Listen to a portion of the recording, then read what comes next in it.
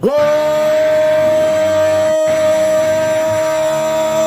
up, nerds and nerdettes and wee little nerdlings all? It's your buddy Big Johnny G for Two Gun Pixie presents Legendary Gaming. Shut up and sit down. Thank you very much for joining me here, everybody. Big Johnny G, and this is another episode of Tabletop Takeout Tuesday. This isn't full reviews, this is just bullet points as to why myself, Tom Vulo, or one of the many 20-sided warriors may have enjoyed a particular game once it's hit that table. And today I want to talk about Star Wars Villainous. I guess you know that, you saw the thumbnail. It's not like it was a big surprise. Not like the game was. I mean, I knew about the Disney Villainous. I heard a lot of good things about it. I wasn't particularly a huge enough fan of Disney for it to tap my wallet. But then the Star Wars came out. The Marvel came out.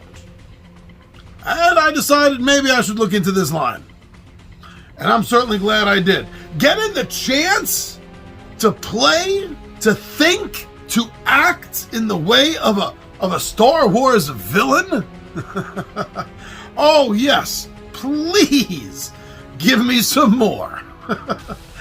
And they did. There's several expansions for the game, so I'm glad they listened to all the fans who were clamoring for more of this. And this game is going to just continue to grab me because there are so many expansions and possibilities to play as different villains.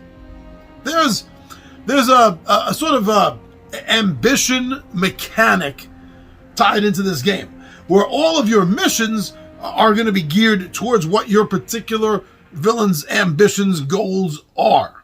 And I like that. I like that you're not all competing for the same exact thing. You're all competing for one thing, one very, very special thing that no one else is concerned about, because they have their own special things that they are concerned about. And how you plot and plan, that's what the heart of this game is. Now, with each of these villains being unique, having their own villain deck, it gives them a very good and strong chance to play against the other villains, as well as working for their own goals and ambitions.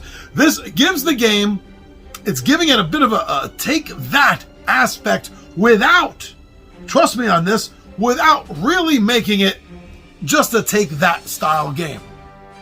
But if you need to befuddle one of the other players who's being very successful in their missions with some circumstances, and I'm not trying to give anything away in the game, you do have cards in your advantage that you're going to be able to play against them. And they're going to be cards that are different than everyone else, and they're going to be very unique to the villain. Myself and everyone else that's played the game, that I've showed this game to, or played with, or know who have played their own games of this, everyone enjoys this game. To one level or another, everyone is enjoying and loving this title. Yes, sure, maybe most of the people I know happen to be Star Wars fans, and that's certainly gonna make it a little bit easier to access the game. In fact, I think that this game, for Star Wars fans particularly, I think this is a great, what we would call a gateway game. I think that people who are not necessarily board gamers, but are Star Wars fans, this is the kind of board game that you can get them to play. This could very well be a gateway game for them to play other board games, or at least other Star Wars games. There's quite a few of those on the market. But yeah, I think this is a non-gamer's game if that non-gamer is a Star Wars fan. Now, the components, I really love the components. The figures, the representative pawns, maybe I should say, are more of this sort of Art Deco noir style representation. I mean, you know damn well who each and every one of those markers represents, but it's not like miniatures at all. And I really love that unique style of their movers, their figures, really helps this stand out. And the art in the cards is beautiful. Absolutely gorgeous art in the cards and the player boards. They didn't skimp on this. And it does help pull you into the whole imaginative world of the Star Wars universe. This game has proven absolutely fun to casual Star Wars fans that I've played this with, as well as hardcore Star Wars fans.